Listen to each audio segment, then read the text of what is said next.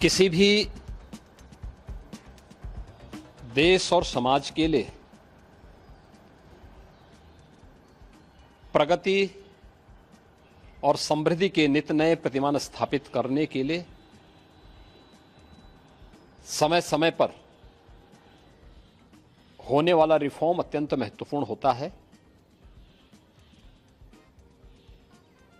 लगातार हर एक फील्ड में पिछले 10 वर्ष के अंदर बेहतरीन रिफॉर्म करके भारत की अर्थव्यवस्था को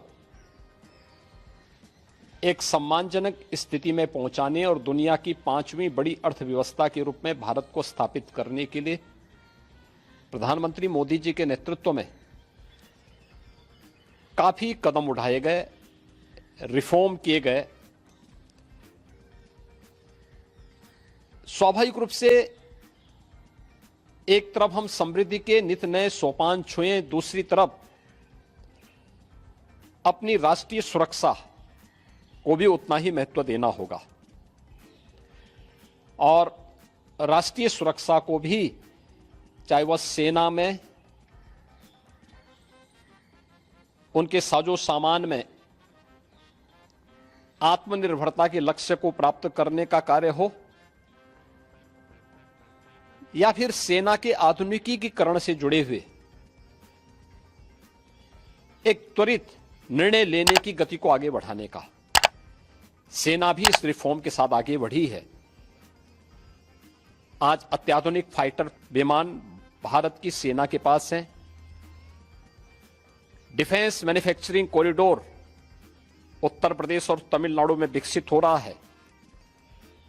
उत्तर प्रदेश में ही हमारे डिफेंस कॉरिडोर में 6 नोड में हजारों करोड़ रुपए का निवेश आया है। भारत डायनामिक्स लिमिटेड का कार्य हो या फिर ब्रह्मोस मिसाइल बनाने की प्रगति, बहुत सारी ऐसी चीजें हैं जिसमें आज भारत ने एक लंबी छलांग लगाई है। स्वाभाविक रूप से सेना भी हमारी इस गति के साथ, इस रिफॉर्म के साथ आगे बढ़ सके। अग्निवीर की योजना भारतीय सेना में इसी देश से आगे बढ़ाई गई है। युवाओं के मन में एक उत्साह है।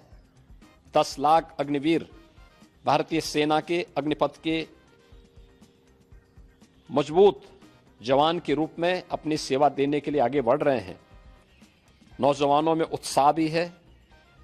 दुर्भाग्य है कि कुछ राजनीतिक दल जिनके लिए स्वयं की राजनीति देश से बड़ी हो गई है, वे देश की कीमत पर राजनीति करना चाहते हैं।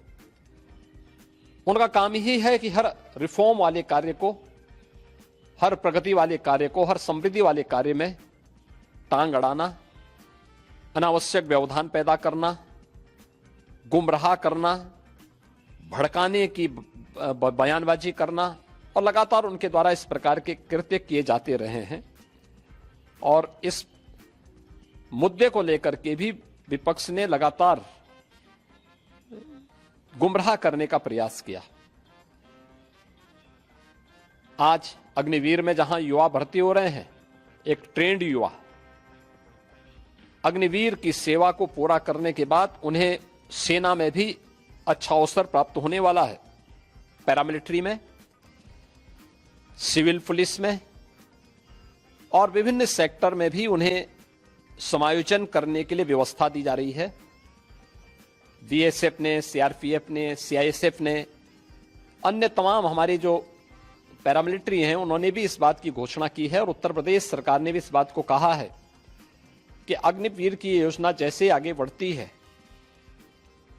और जब ये अपनी सेवा के बाद वापस आएंगे तो हम उत्तर प्रदेश पुलिस सेवा में, पीएसी में इन नौजवानों को प्राथमिकता के आधार पर समायोजन की एक सुविधा देंगे, वेटेज देंगे। उनके लिए एक निश्चित आरक्षण की सुविधा हम अपनी सेना, अपनी पुलिस में उपलब्ध करवाएंगे। एक ट्रेंड मैन पावर हमें मिलेगा, अनुशासित युवा हमें मिलेगा और इसका लाभ राज्य लेने के लिए पूरी तरह हम लोग प्रतिबद्ध होंगे कि उन ट्रेंड युवाओं को हम आगे बढ़ा सकें। और मुझे लगता है कि हमें प्रधानमंत्री मोदी जी के और भारत सरकार के इस सेना रिफॉर्म के अभियान के साथ राष्ट्रीय सुरक्षा को सर्वोपरि मानते हुए आगे बढ़ना चाहिए।